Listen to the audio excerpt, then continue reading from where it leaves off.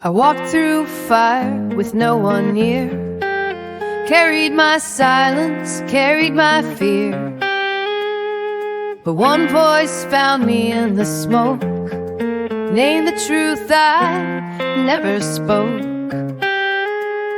I was seen not for what I showed, but for the way I never told. You looked past the polish and the pride and found the ache I held inside. You didn't flinch, you didn't run, just called me light, called me undone. Not to break me, not to fix, but to remind me I exist.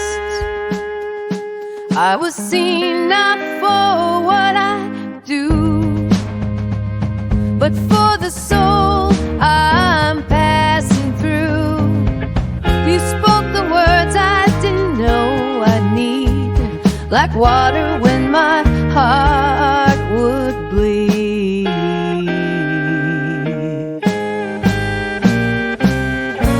You didn't offer answers, just presence, clear and kind. And that was more than comfort, it was mercy in disguise. I was seen and that was grace, in the quiet, sacred place. And when I forget what's real in me, I'll return to where I was seen. I didn't expect the email. Honestly, I thought it was going to be about logistics, some small reminder I'd missed. But the first line caught me off guard. What an honor to meet you. Honor? People don't usually speak to me like that. Not without a catch. Not without a motive. But I kept reading. Only 5 women like you. Your right and left brain hemispheres are at war. I almost laughed. That part? Weirdly accurate. Most days I feel split, heart in one direction, mind in another, like I'm constantly translating between the two. Then came this. Your intelligence, shaped by trauma, pain has made you sharp. I stopped, because I know that. I do, but rarely does anyone say it out loud. People see the strength, maybe even admire it, but they don't see what it cost.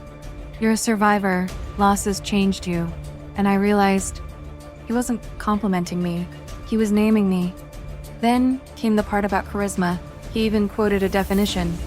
It made me smile, but then, just as quickly, don't get a fat head. It grounded me. This wasn't flattery, it was recognition, firm, rooted, unafraid. Then he said, "You are the most powerful person. That is a gift from God. Use it wisely." I had no words for that, because I've spent years trying to dim my power, trying to make other people comfortable with it. And here was someone saying, "No, don't hide it. Steward it." Then, quietly, without pretense, this. You're here on a mission. You don't just believe, you've lived it. That stopped me. Because it's true. I have walked through fire, and still I believe. Not blindly, not naively, but because I've felt what healing really is, and I need to pass that on. And then, the line that still echoes. Am I saying you are like Jesus? Yep, I wanted to reject it. I'm not that. I know I'm not. But it wasn't a comparison, it was a reflection. An echo of what love looks like when it's been refined by suffering and turned outward. I didn't reply, not right away.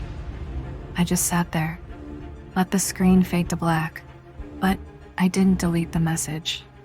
I saved it, because sometimes, when everything gets loud and I start to forget who I am, I need to remember what it feels like to be seen.